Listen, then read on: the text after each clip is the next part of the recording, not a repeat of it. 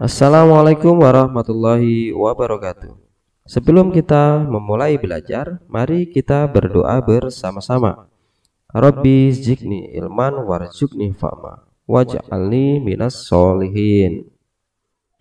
Apa kabar anak-anakku semua, adik-adikku semua? Semoga kita semua kalian selalu sehat ya. Amin. Hari ini kita akan belajar dan membahas buku tema 3 subtema 3 pembelajaran 4 untuk kelas 3 SD. Ayo mengamati, perhatikan gelas yang berisi air es. Apa yang terjadi pada bagian luar gelas? Apa yang menyebabkan hal itu terjadi? Tuliskan dan sampaikan pendapatmu. Nah, ini adalah contoh pendapat yang saya contohkan ya. Bagian luar gelas akan mengembun karena es dalam gelas menyerap panas dari gelas dan uap air di udara sekitarnya. Oleh karena itu, suhu dari uap air turun dan mencair, maka terjadilah pengembunan. Ayo membaca. Mengembun adalah proses perubahan wujud dari gas menjadi cair. Ada dua contoh peristiwa mengembun dalam kehidupan sehari-hari. Ketika kalian memasukkan pecahan-pecahan es batu ke dalam gelas, sisi luar gelas mula kering. Beberapa saat kemudian, sisi luar gelas terdapat bintik-bintik air. Perhatikan ketika kalian naik mobil pada saat cuaca cerah. Kaca jendela mobil bagian dalam kering ketika hujan turun. Kaca mobil bagian dalam menjadi buram. Apabila kalian menempelkan telapak tangan pada kaca, telapak tangan menjadi basah. Bagaimana kedua peristiwa itu dapat terjadi? Dan berikut ini adalah contohnya ya. Mungkinkah es yang mencair dapat menembus gelas? Mengapa sisi luar gelas menjadi basah? Kamu pernah memahaminya? Bacalah penjelasan berikut ini. Udara di sekitarmu banyak mengandung uap air. Ketika uap air bersentuhan dengan benda-benda yang lebih dingin atau suhunya rendah, maka berubah menjadi bintik-bintik air. Jadi, tetes-tetes air di sisi luar gelas bukan berasal dari dalam gelas, akan tetapi tetes-tetes air berasal dari uap air di sekitarnya. Ayo mencoba. Kamu telah membaca penjelasan di atas. Adakah kata yang belum kamu pahami? Berdiskusilah untuk memahami artinya. Tuliskan hasilnya pada tabel berikut. Nah, ini adalah contoh ya. Contoh kosakata baru yang dari cerita yang di atas tadi.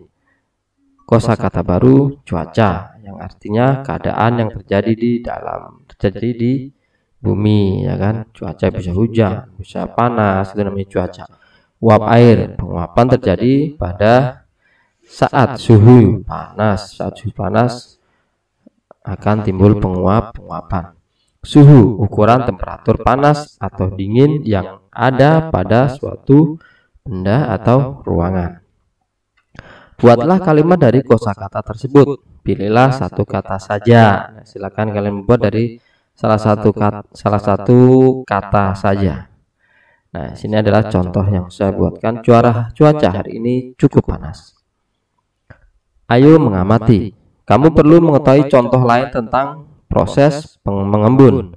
Lakukanlah percobaan berikut ini.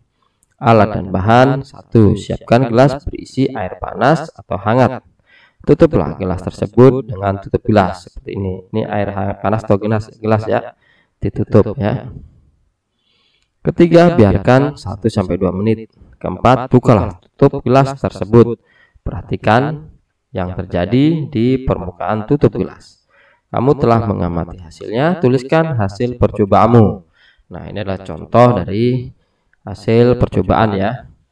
Air panas mengalami penguapan sehingga terbentuk uap air. Uap air menempel pada dinding gelas sehingga membentuk titik-titik air karena mengalami proses pengembunan. Pada saat tutup gelas dibuka, ada titik air yang menempel. Ayo berlatih. Kamu telah membaca dan melakukan percobaan, lengkapilah bagan berikut ini. Nah, ini bukannya ya. Mengembun adalah proses perubahan wujud zat dari gas menjadi cair. Ya, mengembun. Terus contoh peristiwa mengembun sehari-hari adalah 1. Titik embun di pagi hari dan butiran air di bagian luar gelas yang berisi es. Ayo berdiskusi. Nah, ini adalah contoh kegiatan di dalam kelas. Siti dan teman-temannya baru saja melakukan percobaan di dalam kelas. Percobaan di kelas menggunakan es batu dan air. Ternyata lantai kelas menjadi basah. Siti meminta bantuan petugas kebersihan sekolah untuk mengeringkan lantai kelas. Petugas menggunakan kain pel dibantu Siti dan teman-temannya. Apakah di sekolahmu mempunyai petugas kebersihan? Apa saja tugas-tugasnya? Lakukan secara berkelompok. Wawancarailah orang yang mempunyai peran di sekolahmu. Tanyakanlah tugas dari masing-masing orang tersebut. Nah, ini adalah hasil dari wawancaranya ya. Tuliskan hasil yang tepat yang telah di tempat yang telah disediakan. Contoh guru kelas. Tugasnya mengelola pelajaran di kelas dan menyelenggarakan administrasi ke kelas, ya kan? Administrasi kelas. Kepala sekolah. Perannya kepala sekolah adalah tugasnya mengatur semua kegiatan yang berlaku di sekolah. Penjaga sekolah melaksanakan tugas pengamanan sekolah dan memelihara dan menjaga barang-barang milik sekolah. Petugas perpustakaan tugasnya adalah mengurus pelayanan perpustakaan, membuat peraturan di perpustakaan, membuat perencanaan dan mengadakan buku dan pencatatan ya, maksud pencatatan peminjaman buku. Petugas kebersihan sekolah mengurus dan menjaga kebersihan di lingkungan sekolah. Guru penjas mengelola pembelajaran pendidikan jasmani di sekolah. Ayo mencoba. Bermain sepak bola harus dilaksanakan di lapangan berumput. Permainan sepak bola dimainkan oleh 11 orang. 1 orang pemain berperan sebagai penjaga gawang. Pada pembelajaran sebelumnya kamu sudah belajar teknik menendang bola. Sekarang praktekkanlah teknik tersebut. Kegiatan dimulai dengan melakukan permainan tembaklah aku. Berbarisnya membentuk lingkaran. 2 orang siswa berada di tengah lingkaran. Siswa yang membentuk lingkaran berlari searah atau berlawanan arah jarum jam. Lakukan sesuai perintah gurumu. Siswa yang berada di tengah berusaha menembak atau menendang bola. Tendangan bola diarahkan ke siswa yang berdiri.